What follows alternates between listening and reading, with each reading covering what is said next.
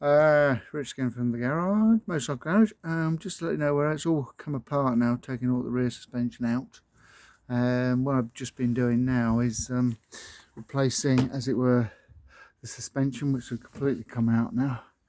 Taking it all out, bits and bobs, bit of a fiddle. I'm just putting in replacement struts just so I can, on either side, so it's actually taken like a hard back now, as it were, a rigid back, supporting the complete swing arm, etc. and bike, so I can take it off its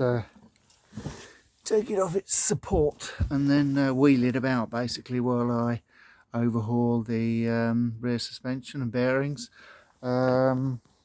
Initially they don't feel too bad actually within the actual as you can see, the rollers in the roller bearings. Sorry, just see the roller bearings in there. But generally, okay, they're filthy and mucking. There is evidence of rust, but it's still greasy, which is great. I don't think there's too much wear. So, but certainly, overhaul, new grease, etc., etc. Major clean-up, of course, and major clean-up.